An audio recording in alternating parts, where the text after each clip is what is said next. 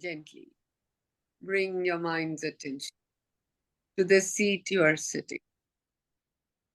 Head, neck, and trunk aligned and straight. Foundation balanced. Hands resting gently on your thighs. Shoulders relaxed. Eyes softly closed. Relax your forehead.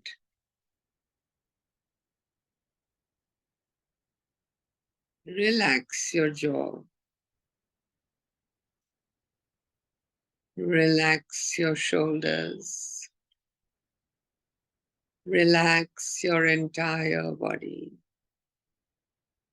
Head to toes and toes to head.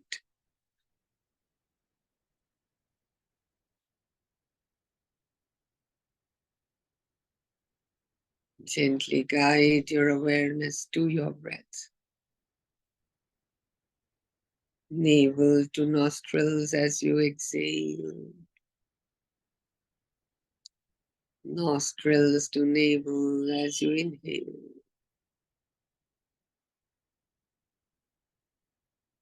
So with the incoming breath, hum with the outgoing breath.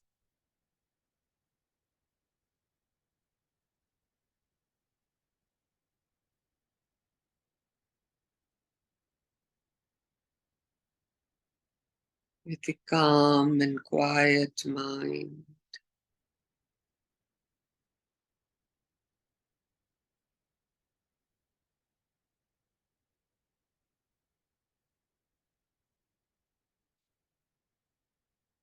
Rest in your own being.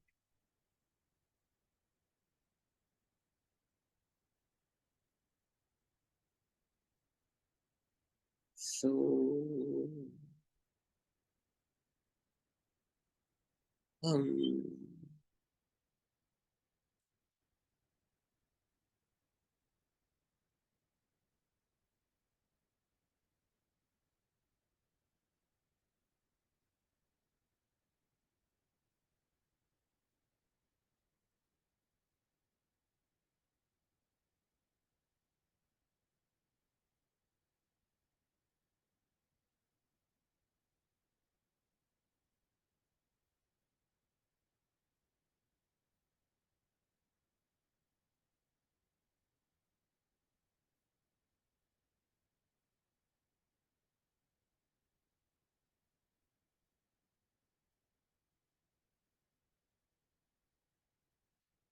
Let not your mind wander. Let it focus at the feet of Sri Krishna. He is here to enlighten us.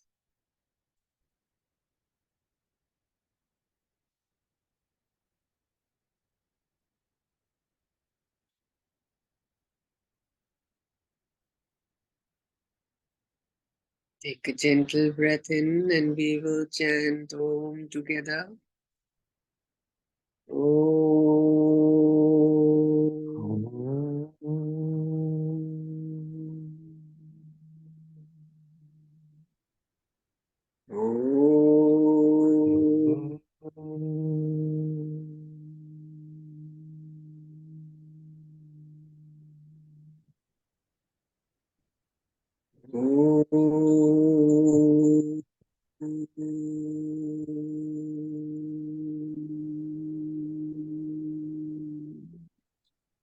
Om Sahana Vavatu Sahanau Bhunaktu Sahaviryam Karvavahai Tejasvinavadhitamastu Ma Vidvishavahai. Om Shanti Shanti Shanti. Harihi Om. Namaste and welcome. So let me just introduce today's topic and then we will ask the question and we will request Madhura to answer. So just to recap, we are studying Karma Yoga as taught in the Bhagavad Gita, because none of us, let's be honest, have the capacity or the inclination to become monks and dedicate our entire life single-mindedly pursuing Adhyatma. At the same time, there is an aspiration within us that uh, is towards the goal of moksha. And Bhagavad Gita brilliantly expounds Karma Yoga in such a way that every action can then be spiritualized, and that, that line of distinction, separation, and division between secular life and spiritual life can be rubbed off. So it's not as if you can do sadhana for 1 hour in the morning, do your meditation, and that's the end all and be all of your sadhana, because then 23 hours are left without it. And that means it's an improper balance. Therefore, you need to spiritualize every single action. And what better way than the practice of karma yoga? So that is what we are studying, such that we should be, in fact, perhaps better off than the monk who is ruining all the creature comforts that he has given up and is trying his best in some forest. So far, we have understood that at least we should have an intellectual knowledge of what our true nature is. Sri Krishna, first of all, explained to us, that to Arjuna, that he is truly not this body and this mind, which is what he was so very confused and attached to. And unless we have this basic understanding, it is not possible for us to pursue the spiritual path. And then once we know that this is, we are not what we think we are, and then we continue on this path, we will be able to use our intellect in the performance of each and every action, such that it is dedicated and it leads us further on the path. However, this journey, it seems like a very long journey, but in fact, it is from here to here. So how long can that be? It is of the self to discover the self. So it is not that it is a long journey. The long journey is to cut through the ignorance of who we truly are. So that is what we have been trying to do. And that is how, towards that, while we are studying Karma Yoga, we are trying to give certain exercises for the week. Once we have understood one or the other principle. And this week, the question was, what is yajna? And did you use this principle to practice the karma yoga in your daily life? So Madhura has very nicely volunteered to answer. And I would love to also see her visually while she is unmuted by Pavanji. Shirin जी, मैंने आपको message किया था, मैं अभी Ayurveda massage से आई हूँ, मेरे face बड़ा अजीब सा है, इसलिए मैंने वीडियो ऑफ रखा हुआ है. कोई बात नहीं. ओके, तो मेन जो आप कह रहे थे कि फॉर कर्म योगा ऐसे यज्ञ, ये मेरा एक practical, I don't know, it's a blessing by God that somehow और द अदर मेरे जो मैं योगा क्लासेस ले रही हूँ लास्ट 2010 से, ये हर एक बार हर क्लास एक यज्ञ के फॉर्म में ही हो रहा है. आई डोंट नो, आप सेव करें मुझे इसमें अगर if I am somewhere wrong. Actually, this knowledge came to me with some incident happened during one of the classes. I just started taking class, and there were a gathering of 100 odd people. I'm associated with Art of Living, and we have follow-ups there. So 100 odd people were there, and that was I love stage. I am very vocal about things. I'm bold enough to talk about things. So I was like overconfident when I went there, and the class started. And in between, suddenly I became blank. And just a second before that happened, I was feeling proud that I am taking classes. That ego came. Okay, the big I. So, and I was like, stage fright नहीं कुछ नहीं, but blank हो गई. और ऐसा जिंदगी में होता नहीं मेरे साथ. I'm from marketing background, तो बोलना आता है अच्छी तरह. So when I became blank, I was very surprised, and I didn't know how to take it forward. I just turned. I was facing the crowd. I turned, and there was Guruji's photo, Shri Ravi Shankar. And that is the time when I said, I'm sorry, Guruji, it's your class. I'm just an instrument. It's you who are taking. I'm nothing in front of you. And believe me, it's not ego. It's really not an ego, but it's all his blessing. Every day in my class, I feel when people praise me or say sometimes it's good, and people come back to those classes even after, discontinuing or anything like that, and the goodwill that I have gained, it's all blessing of the Lord. And it has helped me to understand this is my path, where I at least, in the 9 obstacles, quoting from Patanjali Yoga Sutras, first is Sharira. So at the most, I am just trying to share the knowledge, asking people to, connect more with themselves. And there also, I tell them, if they praise me, I say it's not, I ashamed, without any shame. I tell this incident in every class, any new batch, so that people should never mistake that I am talking about myself. So this Yagya thing, when you gave the homework, I said, this is the only example, first and foremost, I should share. And I don't know, I may be wrong somewhere. My brother would say it's ego at times, but it is basically my, offering to the Lord, who has blessed me in this line. Certainly, certainly. Very, very, very nice. Thank you for sharing.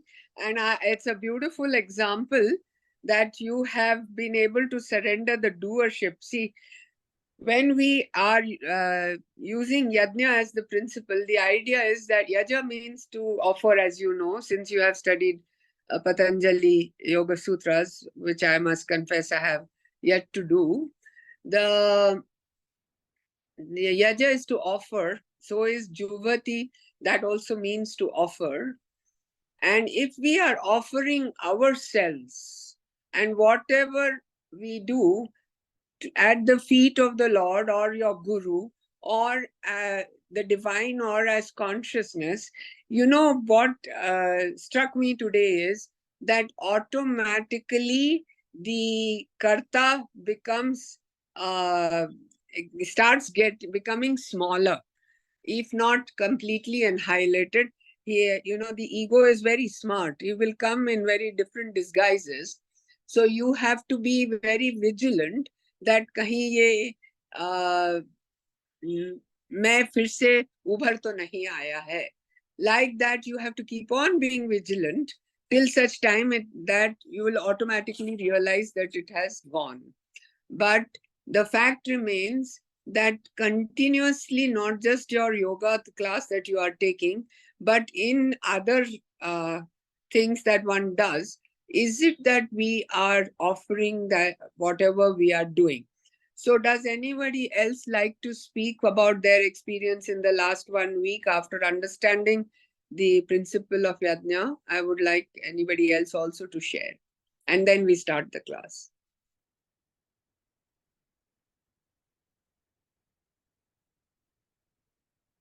Ujjwala?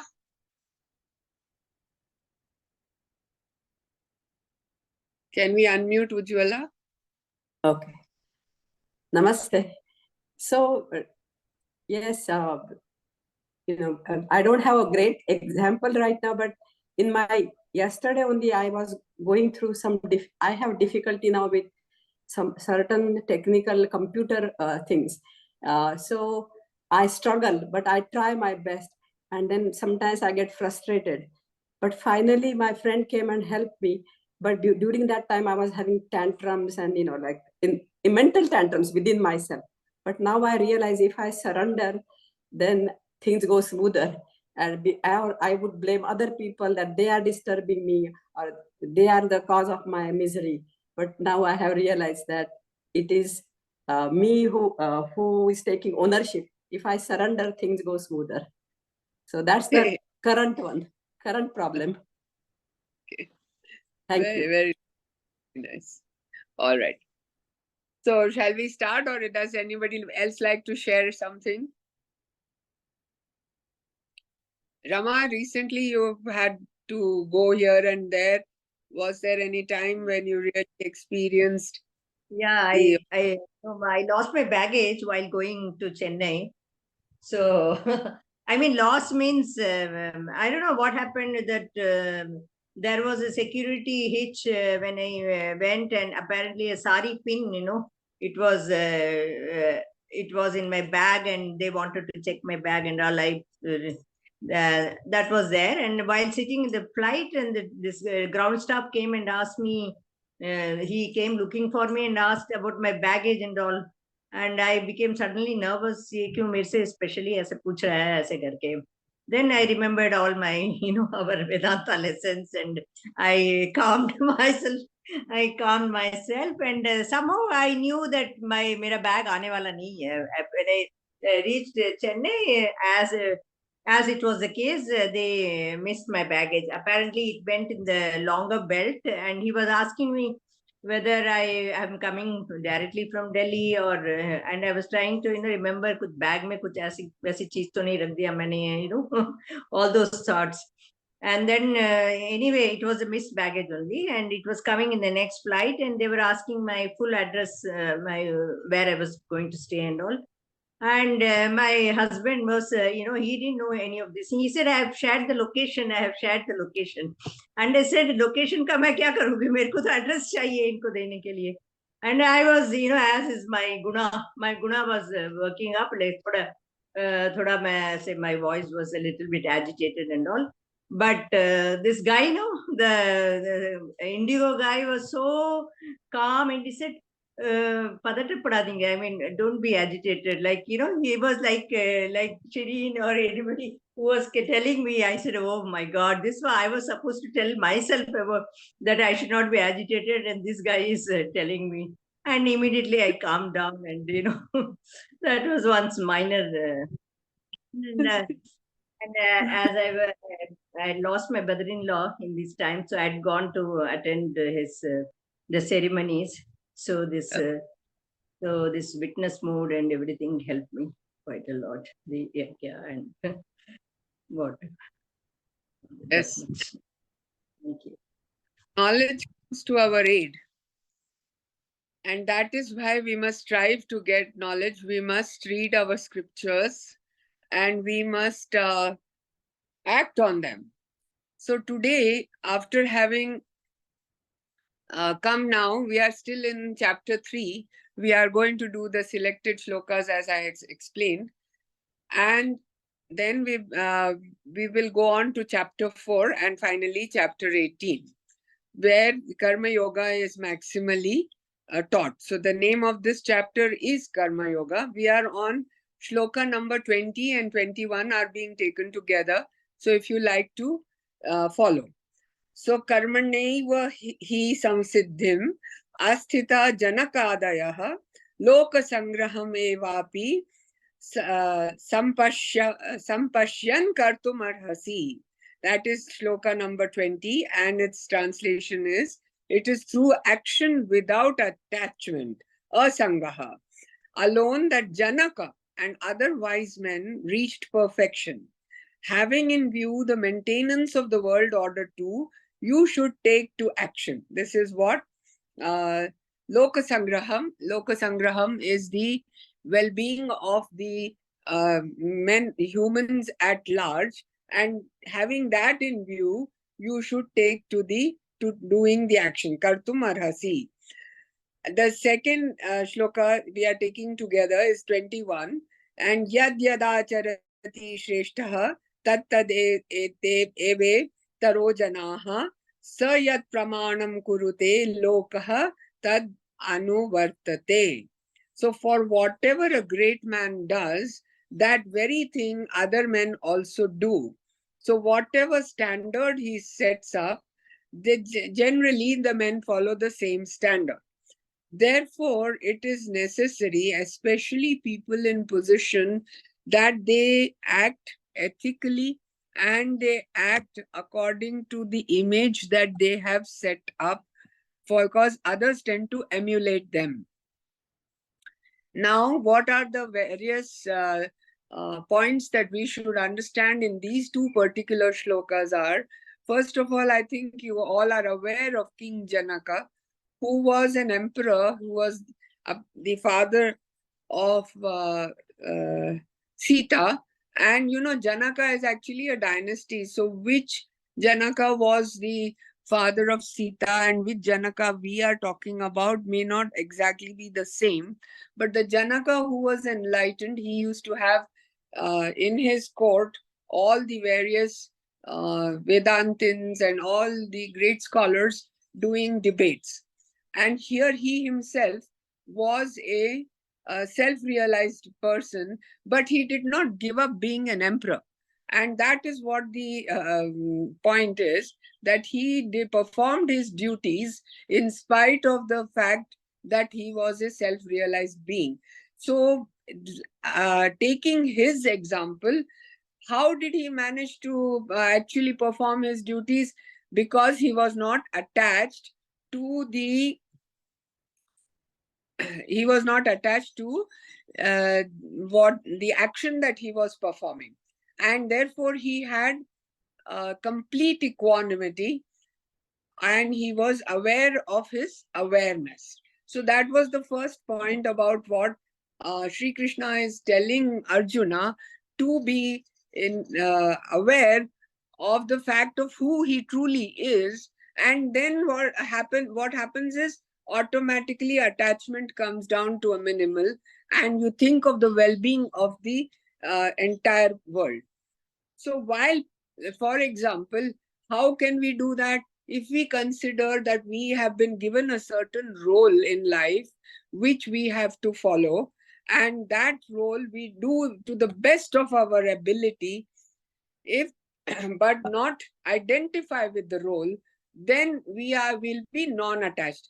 It occurred to me that imagine Pran and Premnath and K.N. Singh in our time. These were the villains in the movies. And I was thinking, imagine if they were all being put to gallows because they acted as criminals. So, and they did such a good job of it, I can tell you, that we all hated them. When K.N. Singh came on the screen, we used to be scared as to what kind of intrigue he was going to do against the hero. So we can perform our duties in that manner, and then no karma can accrue to us. Obviously, K.N. Singh was not sent to gallows. So to achieve this clear understanding, the easiest method, as propounded by Bhagwan, is to relinquish the fruit of action. Because if you have surrendered the fruit of action, you tend to do your action in a manner which is free from anxiety, which is free from the pressure of wanting to impress anybody, and thereby you're not waiting for any kind of applause, and then you get a freedom to be able to perform in an equanimous manner. So, but if somebody who does action for the sake of applause and getting fame, you see, when you get it, then you get addicted to that fame and you keep on repeating. So karma, kama, karma, kama. So you do action for the desire of getting fame, and when you get that fame, you do more karma for more fame. That is where we have to cut the vicious circle, and thereby try to understand that the action, of course, in the coming verses, we will understand who is it that is acting. Like our Madhura was trying to explain, that who is it that is acting. So we will come to that, but before that, let us try to understand that once we have surrendered the fruit of action, observing internally our sensations and developing a space, actually karma cannot accrue to that one who can see that the action and the performer of the action is other than who he truly is. He is that pure consciousness, and this body mind is the one that is doing the action, and that mind has surrendered the fruit of that action. So how can the result accrue? When one learns this trick, it is actually a trick, because once you have understood it clearly in your mind, what is it that is acting, and what is the, and you have used all these various principles of karma yoga into practice, you have put, like, for example, you're not attached to the fruit of the action. You have surrendered the fruit of the action. You are doing this action as an offering, and you are doing it for loka sangraha, for the benefit of all, in which you are part of that benefit of all. So don't think that you should be excluded out of the all that you are trying to include in the good well-being of all. And you are acting ethically, and you are setting a good example for the others who follow you, and all these principles you are following. Obviously there is an awareness of the action other than you, so the action becomes an object. You are not involved in that you are not sucked into the vortex of the karma, and thereby there is a sense of intense peace. So like when Rama was told by that fellow that you can calm down, don't have to be anxious, she immediately found the space within her where she could rest with that. Yes, Swami Dayanand has this very beautiful way of putting it. He says anything that arises, don't put it into this inverted commas as a problem. Change that word label of problem into situation. As soon as you call it a situation, your action, your reaction to that event changes. And then when you surrender, that whatever happens, I accept. You see, when you are doing puja, like that is part of karma yoga, when you are doing yajna as part of karma yoga, after the yajna, what do you receive? You receive prasad. So that whatever is going to come out of this action is my prasad. So that prasad, I cannot have a authority on what kind of prasad I should receive.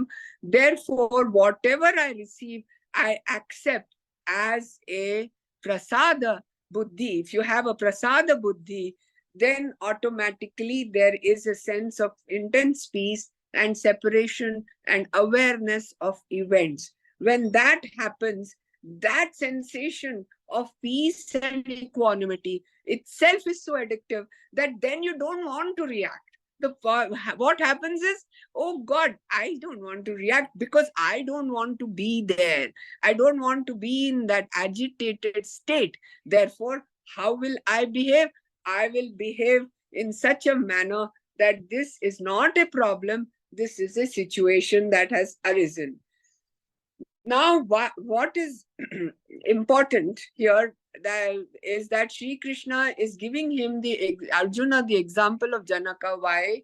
Because, Arjuna's first sentiment was, he was not only lamenting that he will have to kill his elders and his beloved people and so on, but that he will bring ruin to the people by, kulakshaya.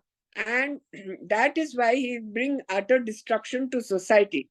That is why Sri Krishna has to explain to him that, on the contrary, if he were to renounce his position as the greatest warrior on the Pandava side, then he would bring utter destruction and much confusion to the masses who look up to him. And we must also remember that this Bhagavad Gita is set in the middle of a battlefield, and it is very, it seems quite incongruous that spirituality is being taught there, but it is very fortunate for us, because little battles are all the time happening in our mind. And then we can understand and express ourselves as to how we can face them. Then the next thing that we realize is that it's not about only these iconic people we are talking.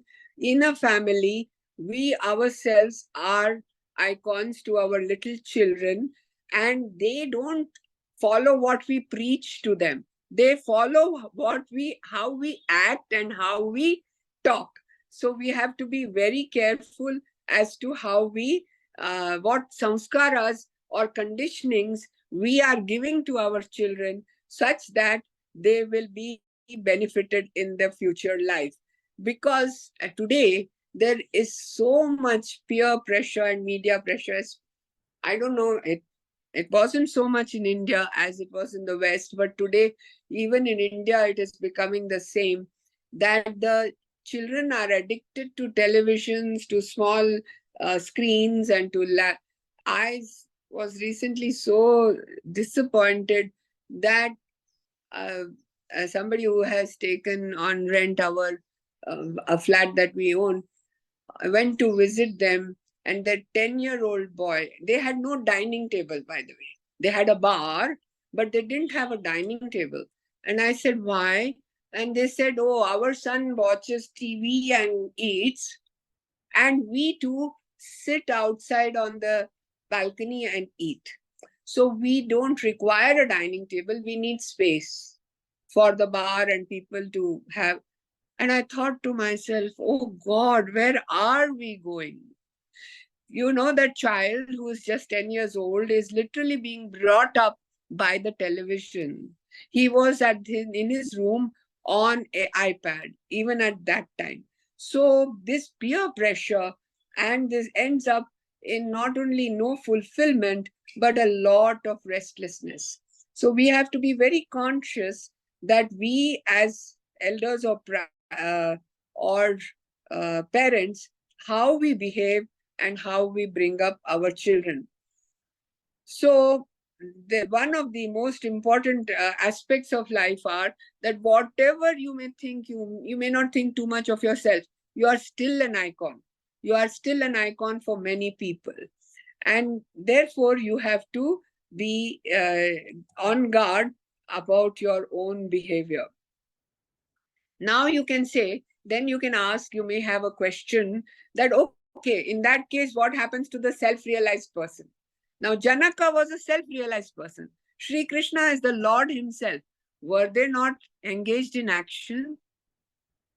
They cannot just renounce their action, otherwise they will bring great ruin. So Sri Krishna, in the next few verses, is telling Arjuna that he does not require to do any action at all. Should he? Even he doesn't have to go to the Himalayas to become a mendicant or to become a monk to know the self. He is already aware of everything, and so is Janaka, but they cannot absolve themselves of the duty that their role in which they have taken birth has to be fulfilled. Now we'll go to, I'm not going to go through the 23, 24. I'm going straight to shloka number 5, because then it is telling us something more about karma. See, when things I'm trying to skip the slokas in such a way that we maintain the thread, but we do not repeat too often. Otherwise, we'll never be able to complete. Although repetition is the best way of study. When I used to be a child, I wanted to escape studying, and I would tell my father, oh, I have read it, I've read all this. And then he would say, Dikra, you know, I'm a Parsi. So he would say, Dikra, familiarize. So he used to say, familiarize. And that's why we are repeating many of these tenets. And that's why we have to keep on studying again and again, because we need to familiarize ourselves with these concepts so they become a part of our personality and also our daily activity. So, saktaha karmanya vidvansa. So, yatha kurvanti bharata kuryad vimsa tatha asakta chikirshu lok sangraha. He says, Arjuna, as the unwise act with attachment, so should the wise man, with a view to maintain the world order, act without attachment. This is exactly what Janaka and Sri Krishna are doing. Chikirshuhu means wishing. Wishing what? Loka Sangraham. That is the well-being of all the Vidvansa, those who are who know the truth, the wise people, they act without attachment. And sloka number 26, Na buddhi bhedam janayed ajnanam karma sanginam joshayet sarva karmani vidvan yuktaha samaacharan. So those who are vidvans, how do they do not create a doubt or they do not unsettle the mind of the general public. So the wise man established in the self should not unsettle the mind of the ignorant attached to action, but should get them to perform all their duties, duly performing his own duties. So by duly performing his own duties, what happens is that they observe. He is doing his duty, but look at him. He's not perturbed at all. So their curiosity gets aroused as to how then should we be acting such that we will do our duty with Josh. It says with great, power, but we should not get agitated, because when we are agitated, we become confused and our action will be detrimental to ourselves only. So what are the things that have to be understood in these two particular shlokas? So as usual, in the mundane world, we indulge in making plans with goals in view and expect results. Every corporate operation is with a view to achieve a target and surpass past performance. Incentives are given to improve production and marketing. Now that Madhura is into marketing, she'll know this very well. Now it would be unwise to call this action unwise.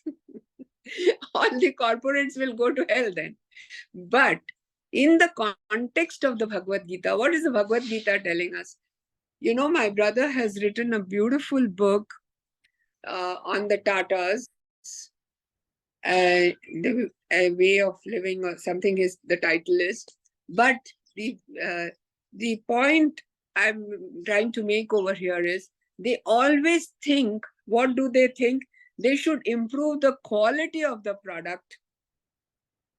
And then why should they improve the quality of the product? Because it is for the good of the consumer, and then market it.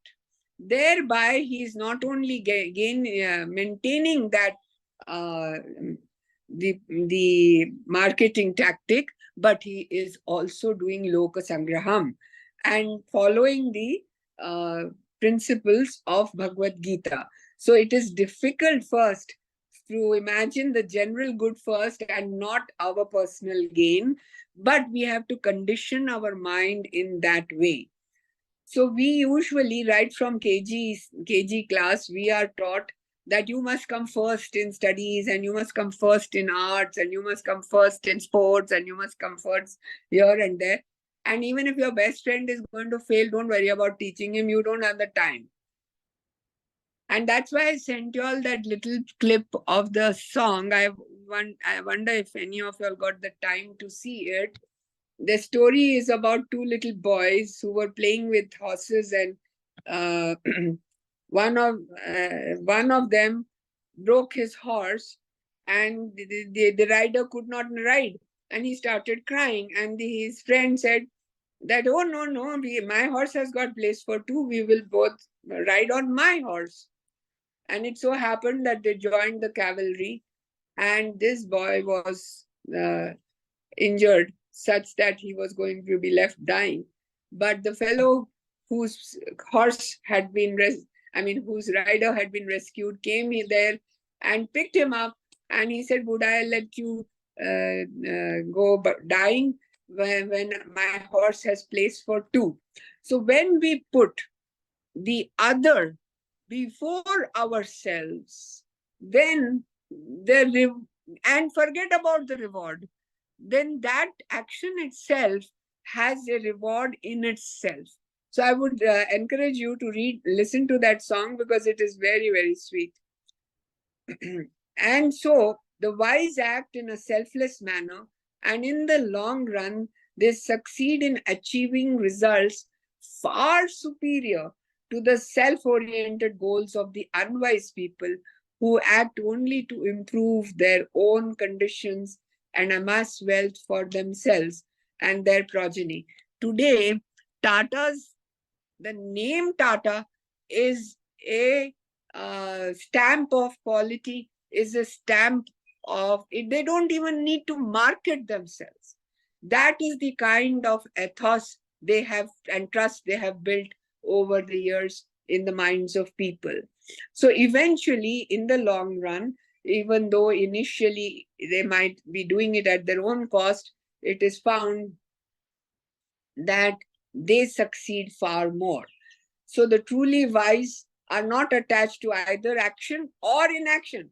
So just because the person is enlightened, very interesting example Swami Tadatmanand gives. He says, suppose a woman is studying, like all of us are studying like this, and one night we go to sleep, and Sri Krishna arrives in our dream, and he makes us enlightened. And in the morning we are, I am enlightened, end of the ego, and you're blissfully lying in bed, and suddenly your child cries. Would that enlightened woman not go to attend to the cry of her child? Of course she will. So you can't, just because she is enlightened, she will not do her role as a mother, is never the result of enlightenment. So we have to notice that even the enlightened has to take part in action. But what happens then is it is effortless, it is spontaneous, and it is for the well-being of all. And they are never perturbed, even in the greatest of sorrows. So that is the hallmark of an enlightened being.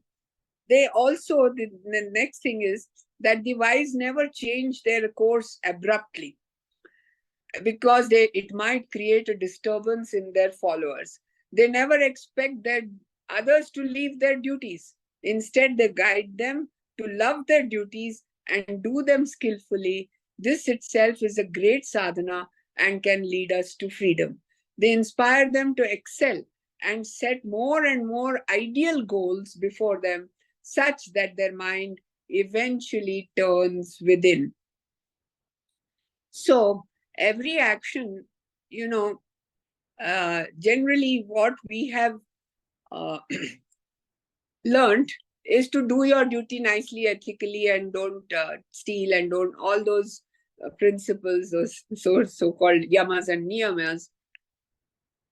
But if we really want to spiritualize our actions, this is a baseline. I mean, you're doing ethically, you're fulfilling your desires, you're fulfilling the family's desires, you're taking care of your parents, whatever you're doing is a baseline. But you want to go beyond that. You want to go beyond that. Therefore, every action has to be done with awareness, has to be done with these principles in mind, so that your ultimate goal can be realized, and that is that I am not the doer.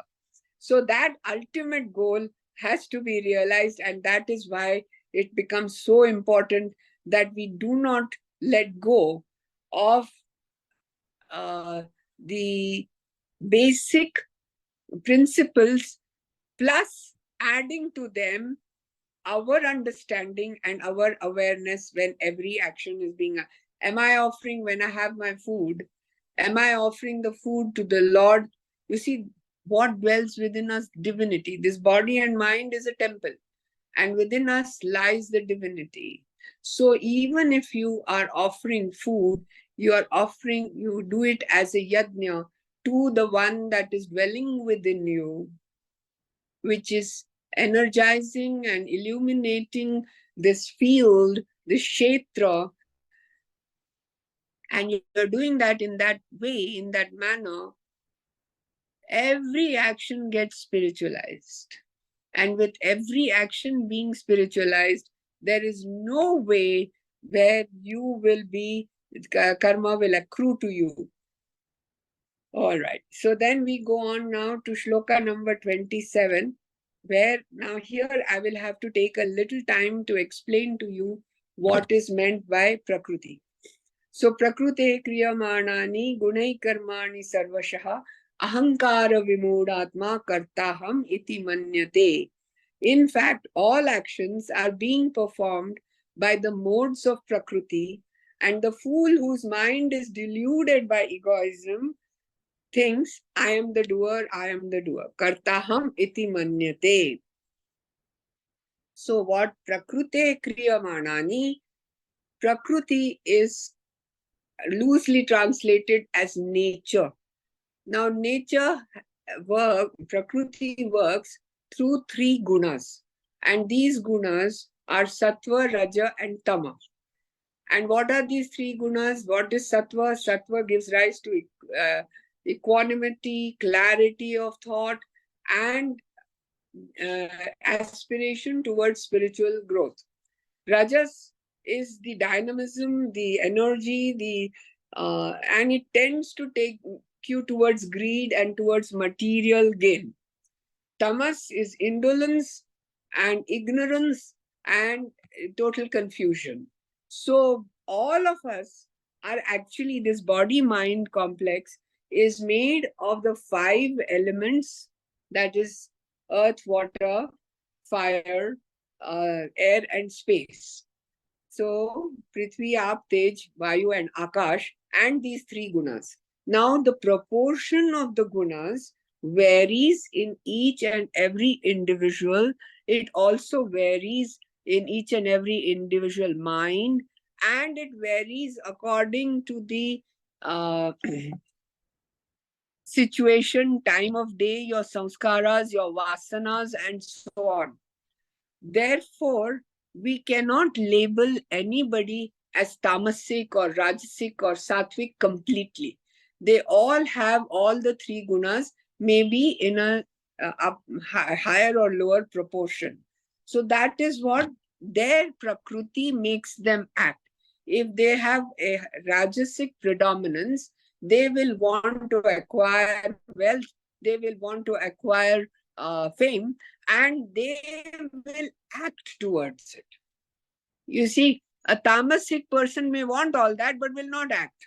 Will go into alcoholism instead and say, yeah, it's not important. He'll try to forget his problems. So, whereas a sattvic person will be able to discern that however much fame or wealth I get, it will still come to an end and it will give me pain rather than permanent pleasure. So, at the same time, at some moments, the sattvic person may also need to be rajasic and to acquire some minimal comforts. So that is what is the prakriti is acting, basically. It is not what you think. The ego is a conglomeration of memories, of your samskaras and of your desires, which make it seem as though it is real. It's not even an entity. It is an activity of your mind. Try to understand these 2 words, which are quite explicit in explaining what the meaning is. So the ahankara is not an entity by itself, although it poses to be one. And therefore it wants things. I am doing this because I want that result, and that result is going to gratify me. But this me is the activity of your mind which has these desires, these samskaras, these memories, and this upbringing or this conditioning. So all that part is acting and not you who you think yourself to be. So Sri Krishna is telling us that we create an image of a doer, thinker, and experiencer, and then believe that it acts. However, it is only the conditioning and the proportion of these gunas that act and react, act and react, act and react in a vicious circle until we learn to live deliberately. The word deliberate means to think carefully. What am I doing? I am deliberating. I am taking everything into consideration and then making a decision. So when we learn to live deliberately and consciously and identify with the self, we use the ego to transact in the mundane world. This is an important aspect that we should understand, that the ego is a necessity of this vyavaharik or transactional reality, and therefore we will have to use it, but we should not be used by it. And then we can get over the pairs of opposites, which are pain and pleasure, sorrow and joy, gain and loss, and so on. Why? Because then we don't identify with those desires and we are not attached to those results. To explain further and clarify the point, it is necessary also to reflect on what it is that is performing the action. The body, the senses, mind are all a part of Prakriti. So according to Sankhya philosophy, there are two permanent realities. One is Prakriti and the other is Purusha. So Prakriti is formed of 24 different evolutes. What are they? 5 elements, that is Prithvi, Aap, Tej, Vayu, Akash, with their characteristics of what? 5 characteristics: Gandha, Rasa, Rupa, Sparsha, and Shabda. Then 5 cognitive senses, that is Jnanendriyas, we know all of that, eyes and ears and smell and touch and taste. And 5 karmendriyas. What are they? The senses of action: walking, grasping, speaking, eating, and excreting and procreation. So speech, grasp, walk, generative, and excretion.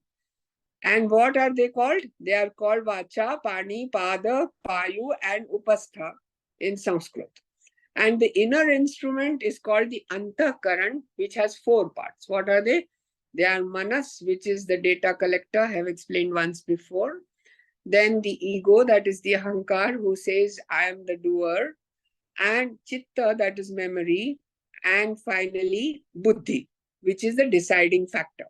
All of these together form 24 different elements of the Prakriti.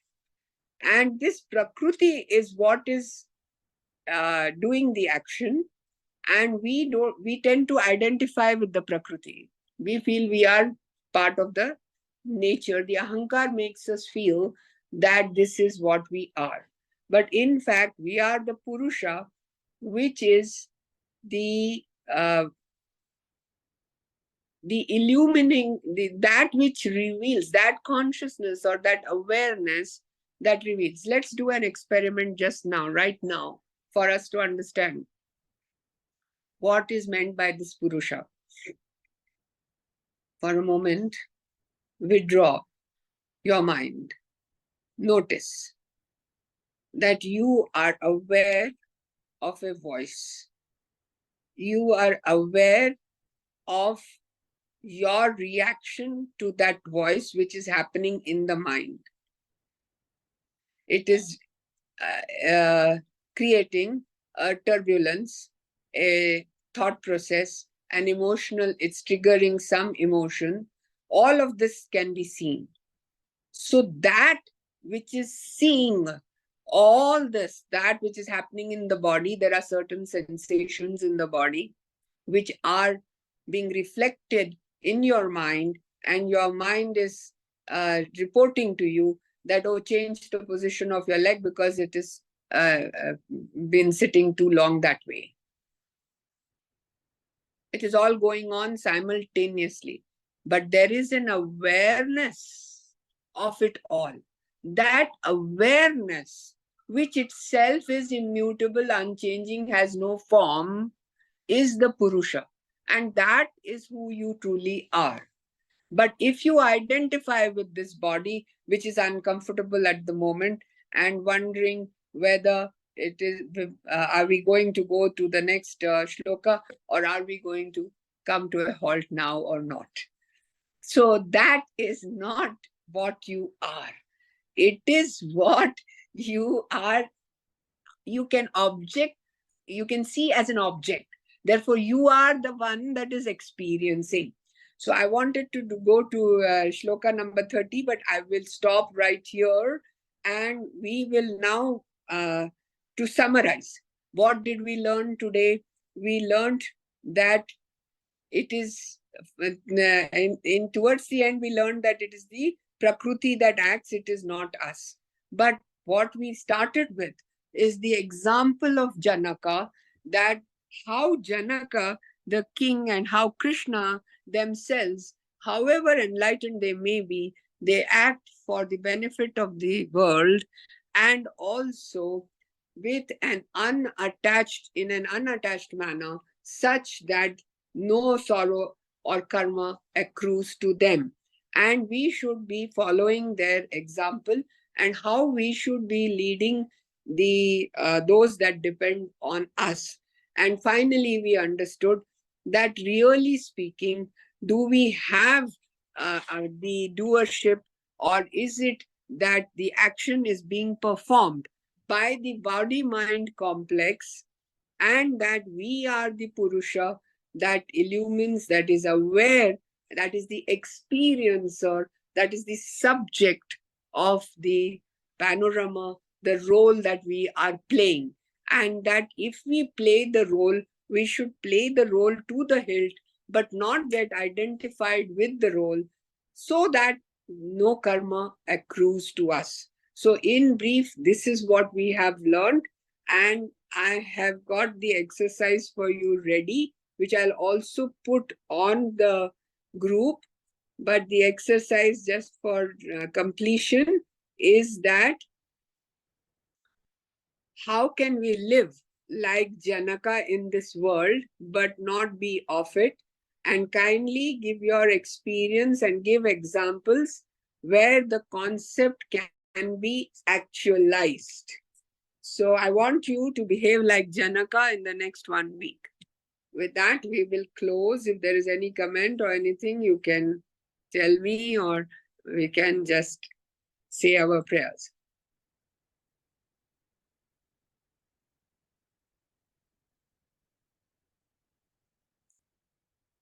Om Asato Ma Sadgamaya Tamaso Ma Jyotirgamaya Mrutyorma Amritam Gamaya. Om Shanti Shanti Shanti. Tanme Manaha Shiva Sankalpamastu. Tanme Manaha Shiva Sankalpamastu. Hari Om Tat Sat. Just a reminder that we will not be meeting next Thursday. We will meet on the 18th.